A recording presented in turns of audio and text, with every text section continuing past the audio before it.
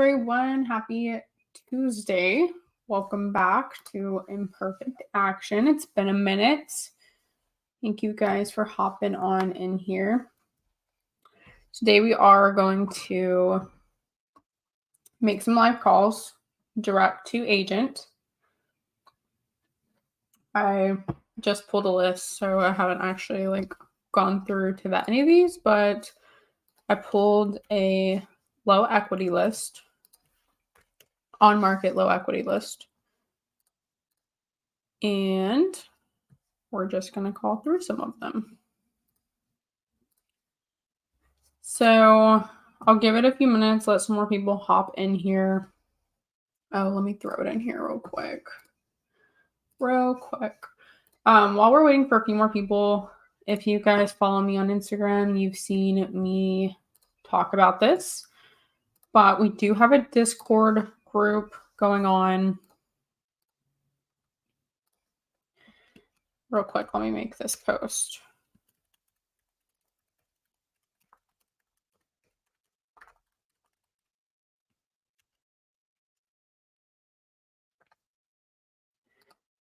I forget in Discord, you should really tag everyone, and I forget to do it every time.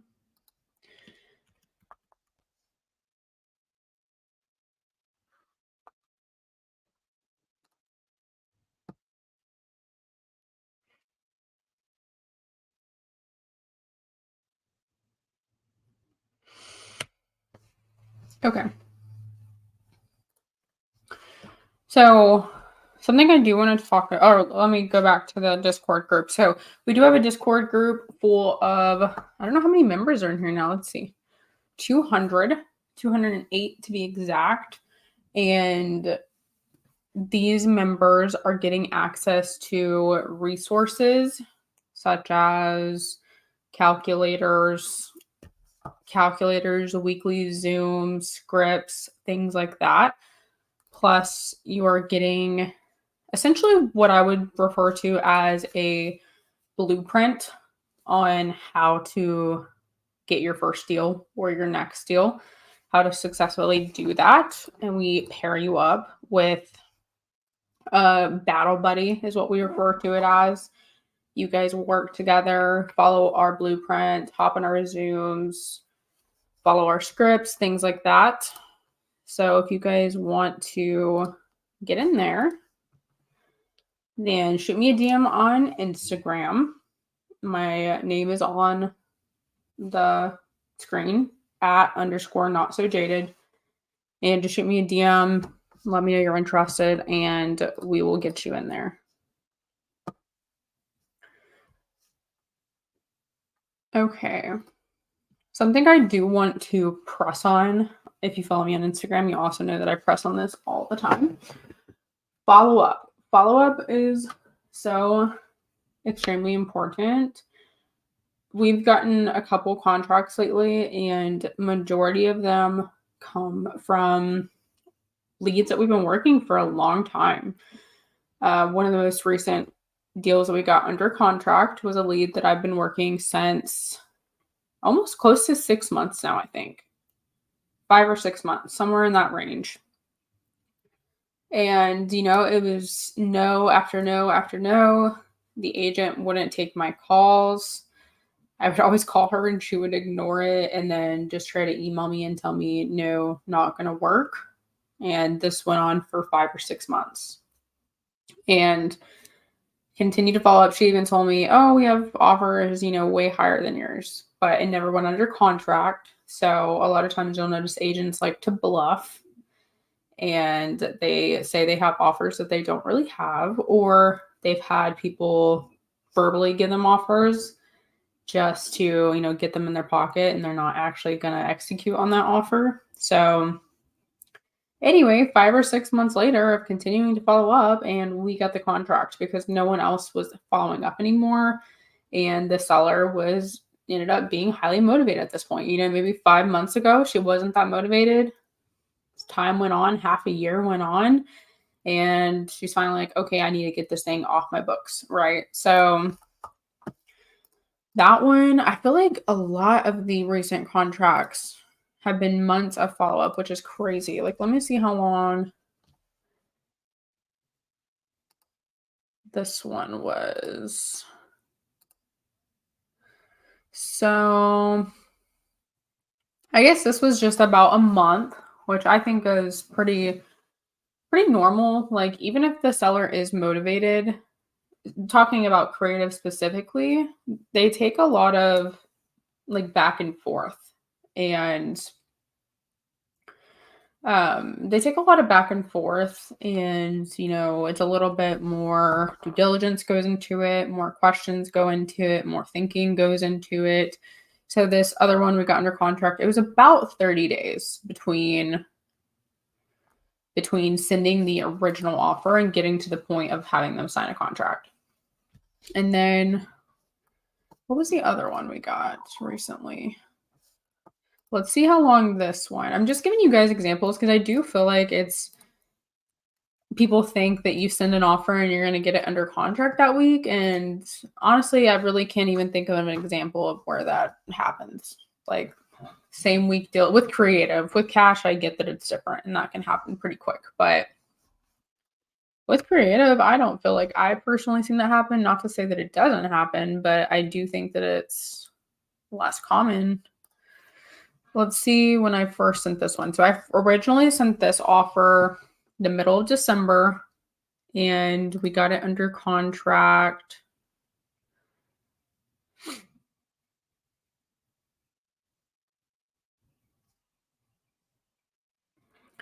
We got it under contract about 45 days later. So not quite 2 months, about a month and a half it took us to get this under contract. And, following up consistently. There's a lot of getting ignored, a lot of back and forth. I think this one actually, the agent's like, oh, we're interested, and then just kind of ghosted me for a little bit and then came back around. So sometimes agents are just like, really, I think agents, sellers, anyone can get bad at communication. And instead of just telling you what's going on, they just ghost you until they're ready to move forward. That happens a lot. They're like, okay, I'm good to go now. And you're like, all right, I've been ghosted for a month, but okay, cool. So anyway, a lot of the deals take forever. I think it usually takes at least 30 days to get something moving forward. I have one that I really think we're about to get under contract. I love this story because, a lot of times you get these like hard no's, and when did we send this? You get a lot of these like hard no's a lot of times, and you're like, okay, maybe I shouldn't follow up with this person anymore, right? And I still do. Like the one I just told you that took about 5 months, there was a point where I was kind of like, I think that this is just going to be a dead deal. But then I continued to follow up anyway. And sure enough, I got the contract. And I'm sure a lot of people think that and actually stop. And that's why I was the one that got the contract, right? Like this one, for example, I think we should get this contract back today. We actually haven't got it signed yet, but we're expecting to. So we had originally sent an offer. I actually don't know when the first offer was sent. I don't have that in my email, but I want to say like mid-December and December. We then had a group call. The seller is the agent as well. We had a group call with him in the middle of January, sent a contract. He came back and was basically like, I think this is illegal. I'm not going to put myself and my dad in the situation, right? He was not cool with it. Okay, whatever. Let's see. We actually never even, maybe my partner did. If she did, I didn't see this, but I never followed back up on it. And then about over a month later, about 40 days later, he reaches back out to us and says, hey, I want to revisit this. And I also have another property that I would now entertain a creative offer on. And anyway, we get into talks and he's basically ready to sign now. right? So maybe 40 days ago, he's like, no, but 40 days have passed and he's either gotten no offers or he's gotten offers that are so much lower than, I mean, his list and both his properties were already low equity. So he's probably getting really low offers that would have him paying at closing. And he was like, let me go back to the people that have the solution, right? Now I'm willing to entertain this. So, that's another one that's probably going to be 60 days later and we finally get the contract type of thing. So,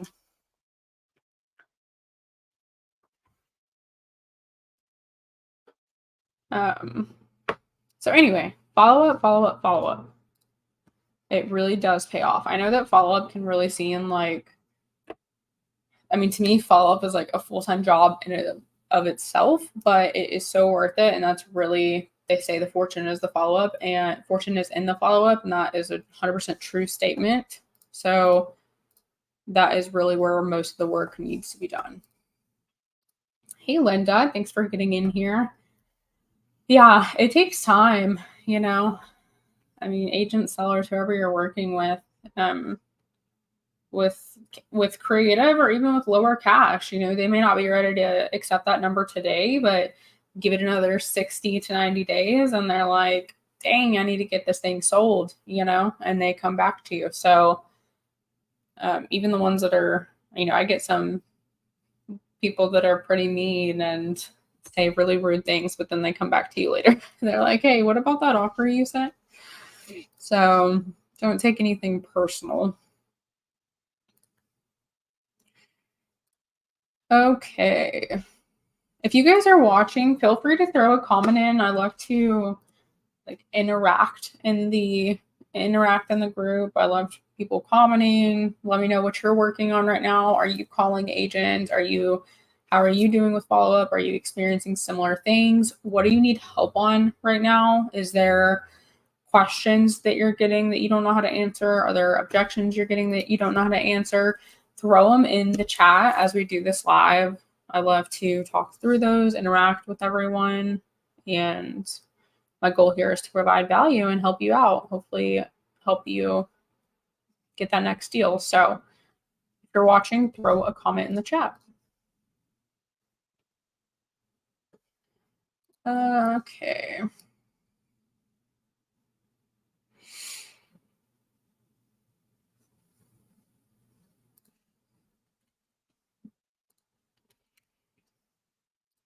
Let me pull up what I am calling on.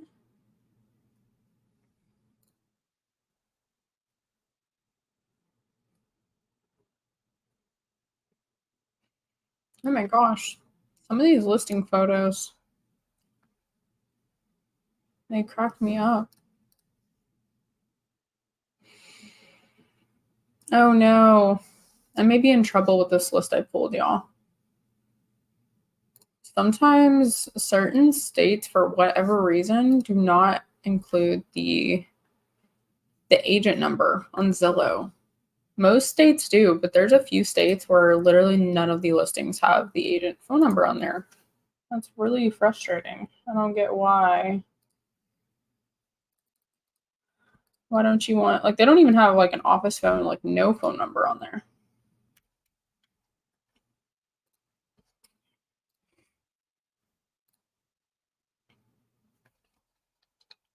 Yep.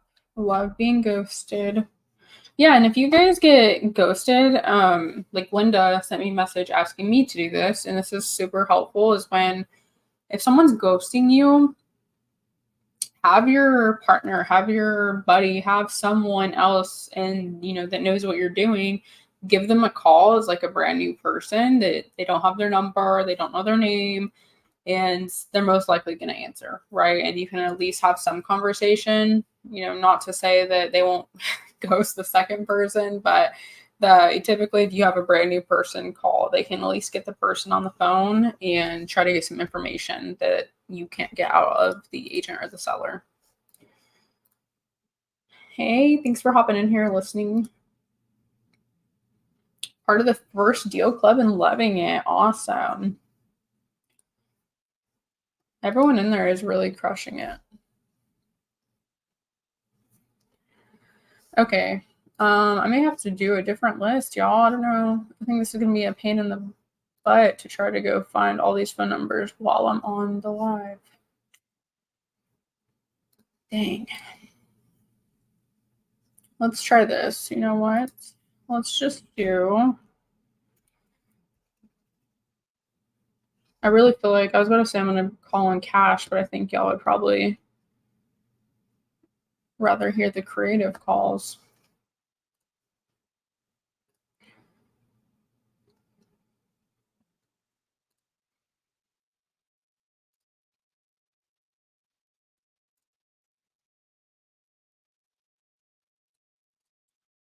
Hey, Drake. I got one that asked, what happens if your renters destroy the property and you guys decide to stop paying and or go bankrupt and we get a property back that is destroyed? Yeah, I think that's an interesting one. That actually comes up a lot. So, I mean, there's a few things that I let them know. One is we do keep a landlord insurance policy on the property. So it's not like it's not covered. It is covered for damage. And I try to get, I mean, like, I don't try to bring this up immediately, but something that I have brought up in the past is we could just sign an addendum that says we will keep the property in like or better condition than we got it.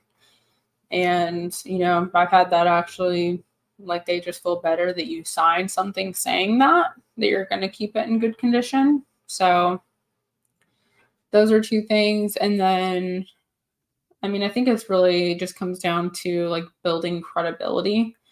I feel like whenever good credibility is built, then that question is less likely to come up because they feel like you are a person that does good business. You're a person that takes care of their properties. You're a person that is familiar with tenants, and you're not just going to let your properties go looking like a mess. You know what I'm saying? So they have to feel like you're a trustworthy person. And I mean, they're not going to get the property back if they're not going to worry about getting the property back if they feel like you're a trustworthy business that is there to do what you said you're going to do. And, your goal is to purchase this property and keep it in your portfolio. Your goal is to not purchase this property, destroy it, and give it back to them. What was the point of any of it? So it really just comes down to building that credibility and making them understand that would make no sense for you to do. Now, is that a risk? Of course, there is some risk there. But again, it comes back to how credible are you as a person in a company, and how much does the seller or and the agent trust you? We are pitching creative to our agent list and got an email from an agent who has a possible cash deal. You want to call the agent for me live? Sure. Yeah, I can do that. Let me think on how you can get me this without putting the address out there. Can you just DM me on Instagram real quick? My name is on the screen. Just DM me the address, the name, and the phone number, and I'll call them.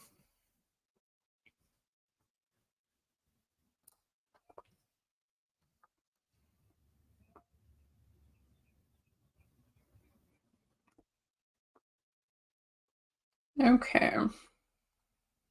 I really want to call this lead because I'm showing that they are 64 grand underwater, which is crazy. Maybe it's not right, but let's see if I can find this agent's phone number really quickly.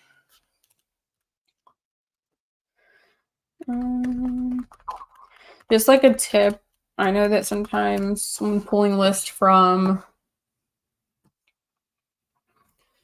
Batch Leads or PropStream, it doesn't always pull the agent's number or the agent's email. And a quick way to do it is just you can just type in the agent's name and the state. So Jade Bond, Texas Realtor, and Google that. And a lot of times, Facebook pages are the best way to get it to it. Almost all agents have a business page that has their email on there. And for phone numbers like this one, I don't know if it's the right phone number. I guess we'll find out. But I typed in her brokerage and her name, and it took me to the brokerage page, and it has her phone number and her email on the broker page. So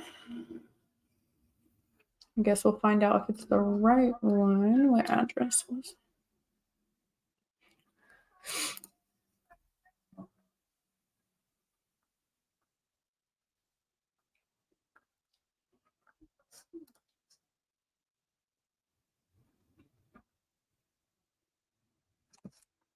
I think I'm going to try a different. Oh, okay, cool. I'll look at that one in just a sec.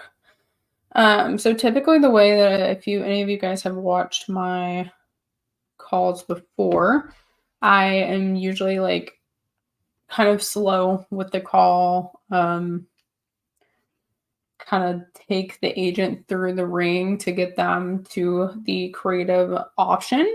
I kind of want to try a different one. I don't ever call like this, but just as like an experiment to see how it goes. So straight up just come off as like I already know it's low equity. Like I said, I don't typically do that, and this may not go over well, but we can give it a shot.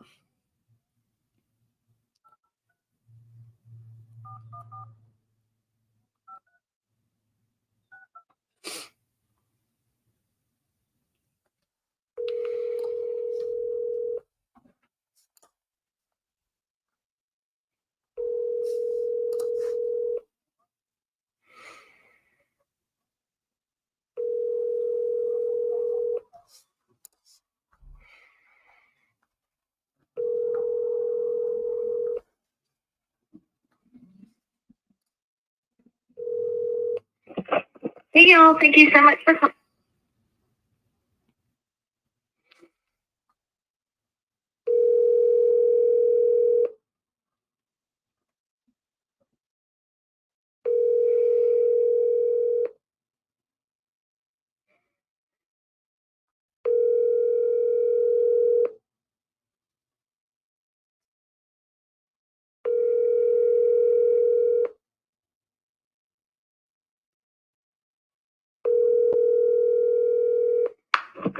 Hey y'all, thank you.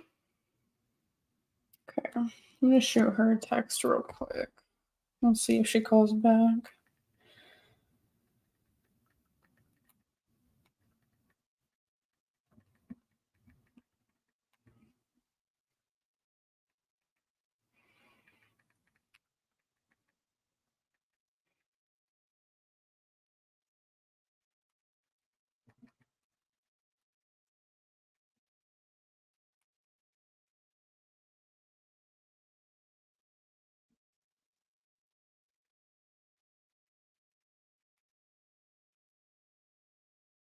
Okay, let me notate that I left her a text.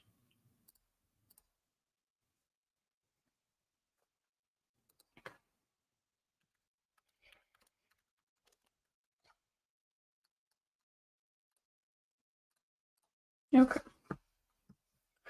Okay, let me look at your email.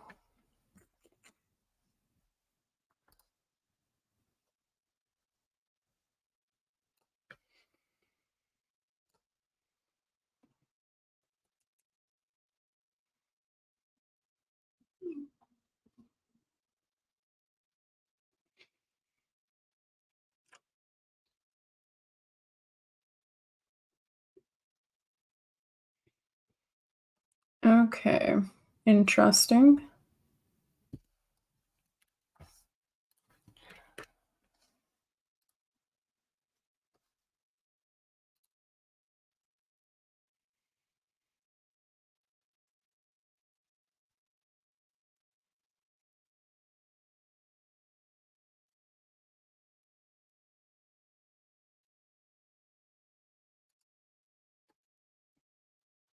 Mark, is it you that she's been emailing with?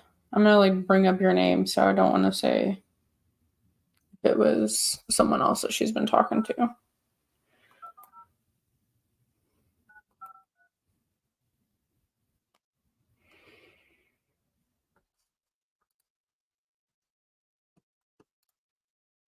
Yeah, exactly.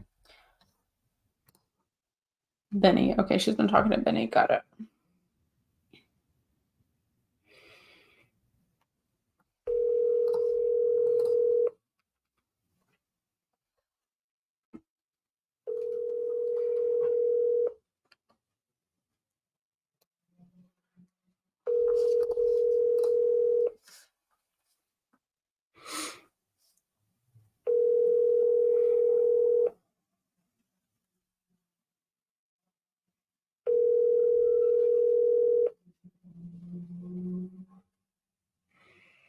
Hi, you've reached Terry Howard at my...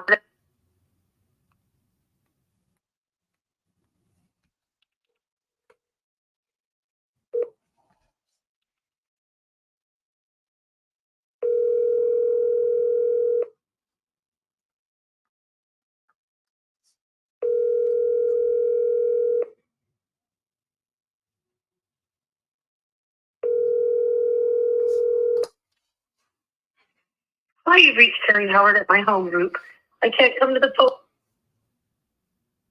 I'll shoot her a text.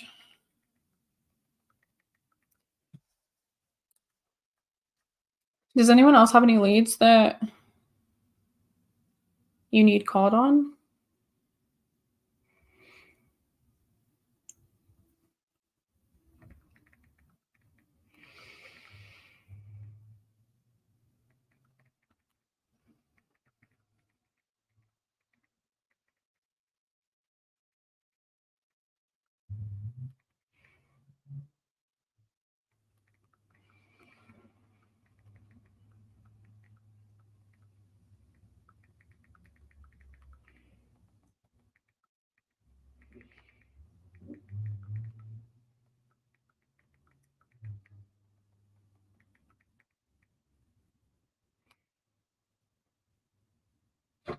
Okay.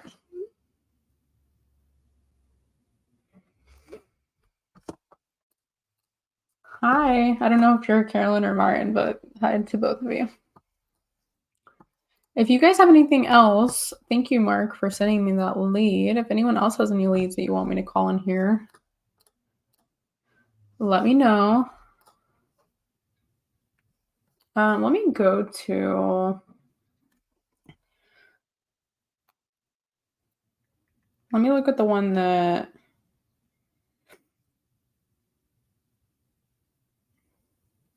Oops, that Linda sent me.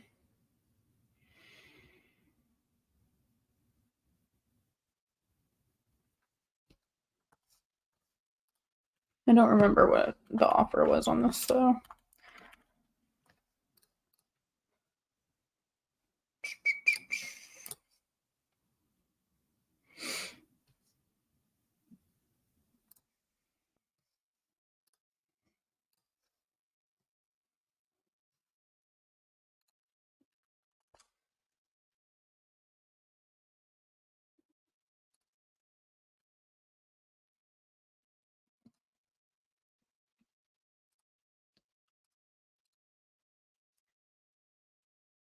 Okay, so this is a seller.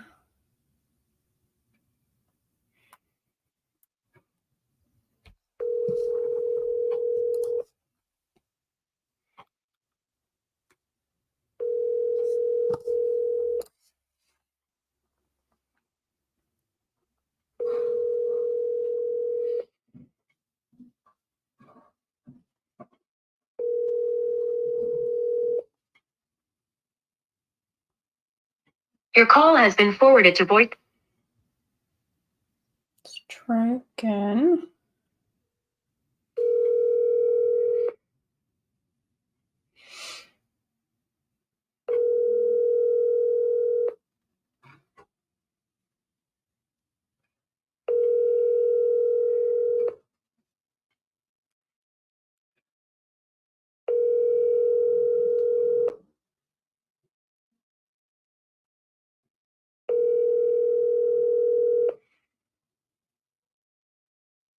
Your call has been forwarded to voicemail.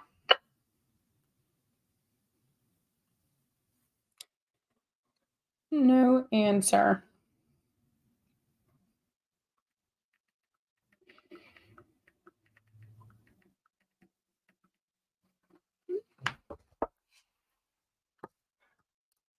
Sorry, Linda. We'll keep trying.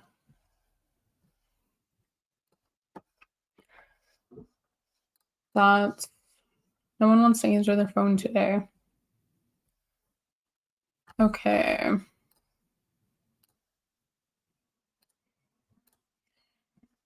Let's see what else.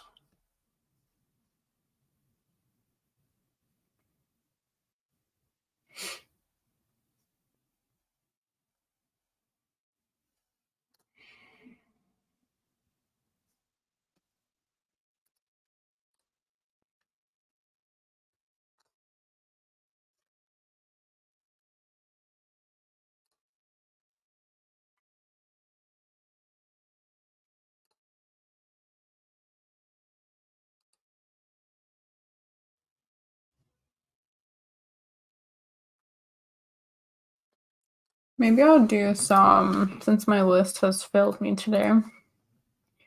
If y'all have anything you want me to call, we can do that.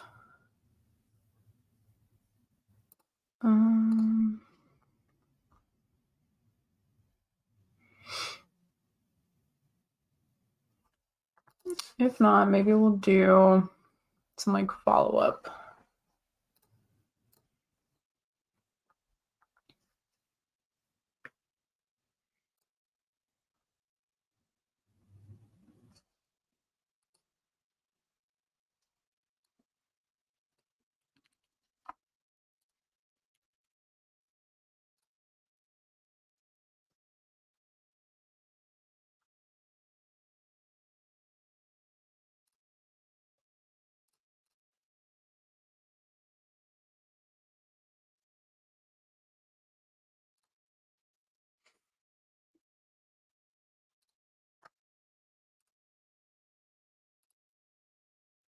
Here's one that we've been trying to follow up with, and the agent is ghosting.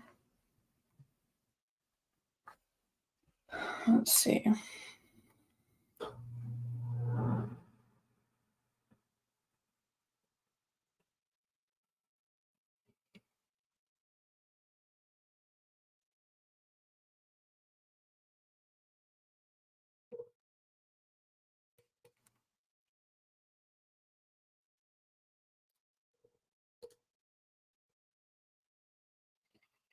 Hello, this is Gina. Hey, Gina. My name's Jade. I was calling about the home on 17th Avenue. Yes, hi. How are you, Jade? I'm good. How are you? Good. Is that one still available? Yes, it is. Okay. I think you had spoke to my partner Antonio on this one a little while ago, and we had sent over an offer, and I wasn't sure if we heard back, so I wanted to give you a call. I already spoke to him like so many times. I don't know what else he wants me to do. If the seller doesn't want it, the seller doesn't want it. I mean, I don't know what he wants me to do. Okay, what was the seller's feedback on it? Does he normally harass the agent about this? Because this is the point of harassment. Oh my gosh, I'm sorry to hear that. I'm just going to say. Yeah. Okay. If she doesn't want to, she wants a regular purchase. She doesn't want to do any kind of seller financing or anything with the wraparound, nothing. I made that very clear with him. And he just keeps saying, what part? Listen, unless you have cash or a conventional financing, she doesn't want anything to do with it. I can't tell her what to do or what to do, which way to go. If that's the way she wants to go, that's the way she wants to go. Yeah, for sure. For sure. Is she just trying to cash out and go get another investment? Yes, and that's exactly what I told him. Yeah, that makes sense. I said she decided against any kind of seller financing. She wants the cash, and that's it. Mm-hmm. So there's really nothing else to explain. I mean, yeah. If we did a cash offer, does she have any wiggle room on the price, or is she pretty stuck right there? I mean, she's got some flexibility, but she's not going to give it away. I mean, sure. Yeah, I mean, so, I mean, I don't know. You guys are investors, and I don't know what your bottom line is. Obviously, you have one. She has one. So somewhere in there is a number, but it's going to have to be closer to where she is. Yeah. Is it occupied fully? Yeah, there's tenants in there. In all 4 It's units? not fully occupied. There's two units that are not occupied right now. Got it. Okay. So she's probably still making money on it, not really in a hurry to sell. No, I mean, no, she's not desperate, no, because she knows it makes money. You know, I mean, this is her preference to sell it now. Mm-hmm. Her decision. So that's that's what she wants to do. And again, she knows what she wants for it. And if you can put it in writing in an offer, whether or not it's cash or conventional, then I'll give it to her and she'll take a look at it. Okay. And if she doesn't get a cash offer that she likes, is she just gonna hang on to it as an investment? Yeah. Okay. I mean, I think so. I think if she doesn't get the number, she'll probably hang on to it. Mm-hmm. Okay. Well, yeah, I'll run some cash numbers. I mean, she's flexible. I mean, I know somebody will come around with it. It's just the way the market's been here. Yeah. Have you guys gotten any offers yet? We have. Okay. Yeah. Mm-hmm. Just not reaching what she wants. No, and I'll tell you, I mean, the latest one she had was $850, and that was not acceptable. So. Yeah. Did she counter that one, or she just said no? No, well, you're not going to, I mean, at this point, they said that was their highest and best. Yeah. So that was a no. Mm-hmm. Okay. Well, yeah, I'll run what we can do and give you a call just to let you know. And do you have any other listings we can look at right now? For that type of financing? No. I mean, I'm actually no, I don't.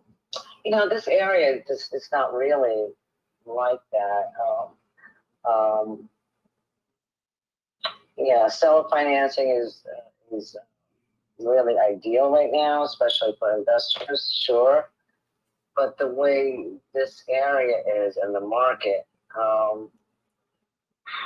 that's not really,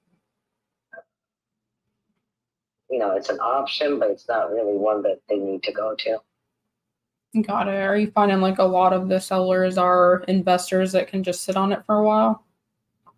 Yeah, and then plus the buyers are, they're cash buyers, and or at least mostly cash. Mm-hmm. So, so it's not that type of a property or location or market here that will that you have to entertain that kind of creativity, because it's just not necessary. Sure. Yeah. Yeah. Mm-hmm. Do you have any properties that are fixer-uppers that we could put cash offers on?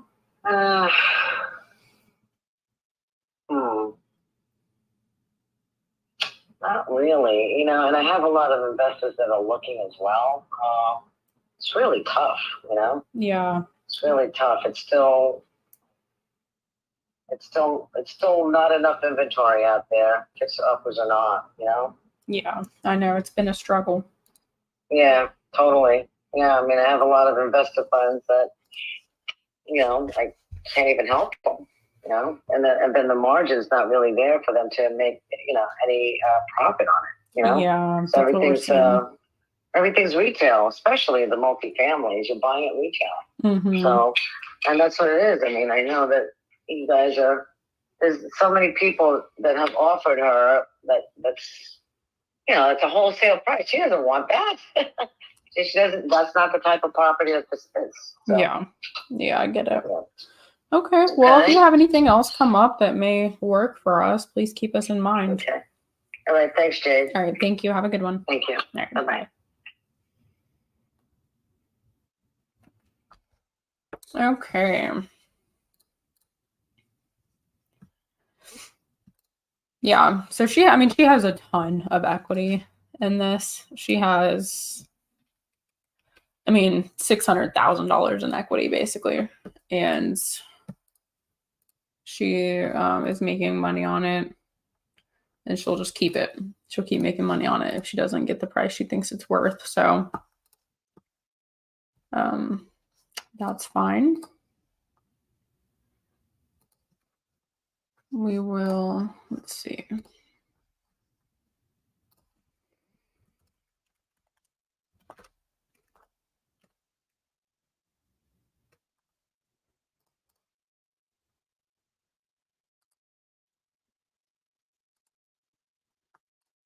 Yeah, what Myron put on the screen is always a good question to ask when they are telling you it's not going to work because, in this scenario, it's a little different to me whenever it's a multifamily building, it's an investor, they're making money, and she's probably just trying to like 1031 it into a larger property type of thing. So that's a little bit different, but you get in some situations where it's they don't have another option. They need this thing sold. So if they don't get a conventional offer, then they're kind of screwed. So that question is a good one to ask. And a lot of times the agent or the seller, they don't even know. They haven't even really thought about it. And that kind of puts them in like, oh shoot, what happens if we don't? Maybe we should think about other options.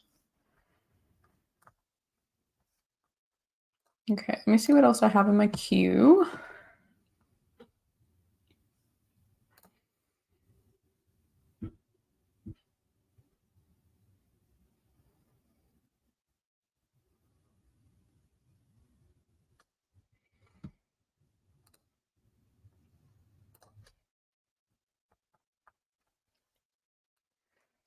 Let's check out this one. Oh, never mind.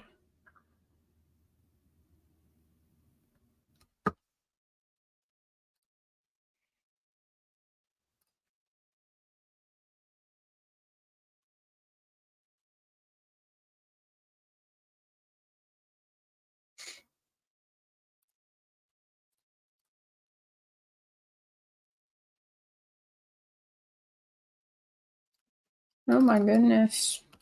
Let's see what equity. This house has been on the market for 340 days.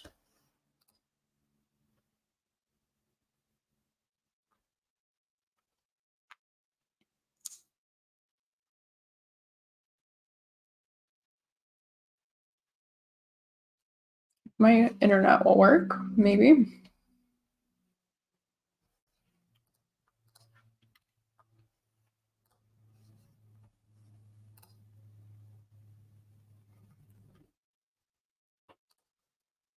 Okay, let's see.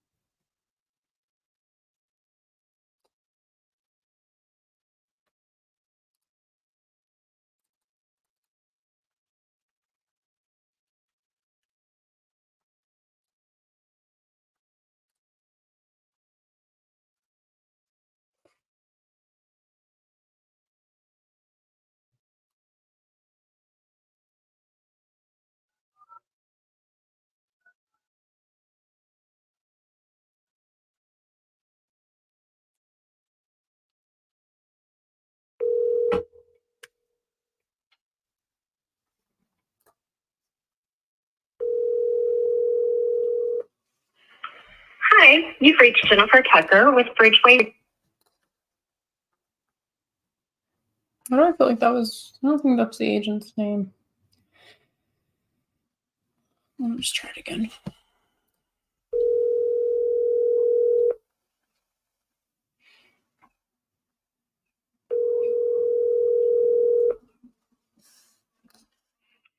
Hi, you've reached Jennifer. Chipper text. My name's Jennifer.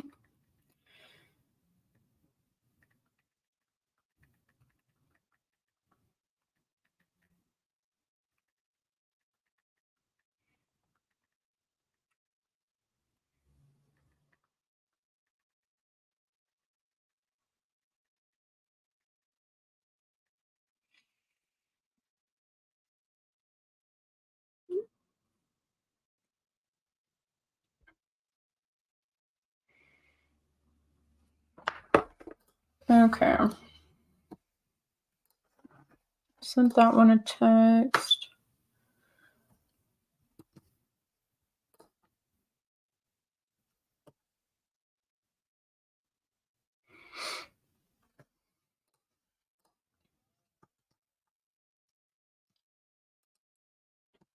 Okay, y'all.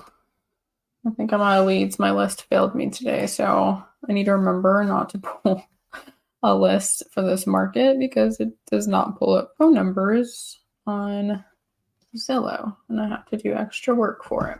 So, like I said in the beginning, if you guys want to hop on our Discord, shoot me a DM on Instagram.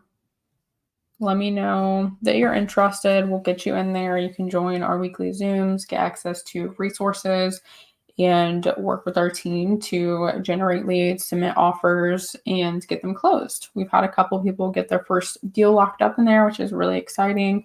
I think we have a few more on the way to getting their first contract. So if you guys want to hop in there, let me know. If you have any leads that you guys need help calling at any point, shoot me a DM on Instagram and we can do some calls together, try to get some leads moving forward. I think it'd be cool if you guys submitted leads to call for these lives every week. I took a break, but I am going live every Tuesday and every Tuesday afternoon. So if you guys want to submit leads, having a hard time with the lead, or just want someone else to call the lead for you, you can submit them to me maybe just before the live. So if you want to submit them like on Mondays or Tuesday mornings, and then I can call them live for you, that would be awesome. Just DM me on Instagram. My name is on the page. It's the best way to reach me. But until next time, let me know if you guys need help with anything, and I will see you guys next week. Thank you.